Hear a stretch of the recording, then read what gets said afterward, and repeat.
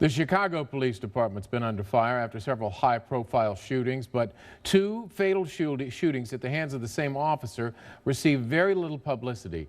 The officer was not charged in either case, but the parents of the victims have never given up their fight. They spoke with Andrew Rosejan.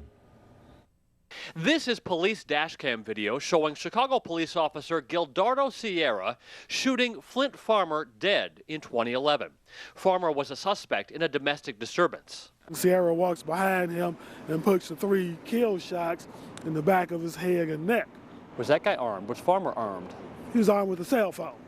Lorenzo Davis, a former lead police investigator with the city, agreed with Farmer's family that this was a case of murder. But Davis's bosses at the city's Independent Police Review Authority overruled him, and the state's attorney declined to prosecute, saying even though Sierra made a mistake in thinking Farmer was armed, his actions were not criminal.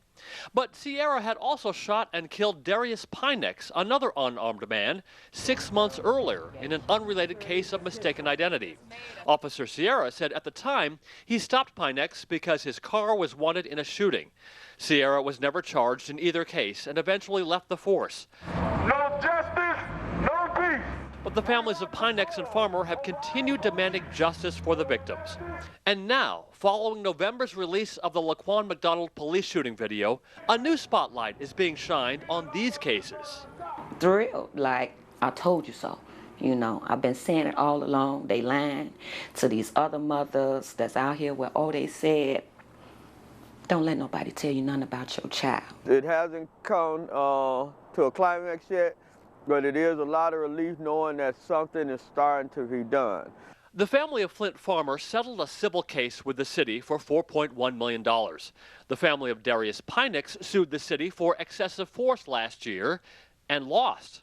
But this month, a federal judge ruled that 2 attorneys with the city withheld evidence in that case and ordered a new trial.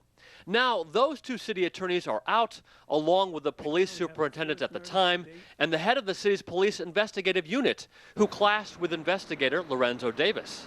It makes me feel better that I got people to resign. It's what I did. You know, all these crooked people, I did that.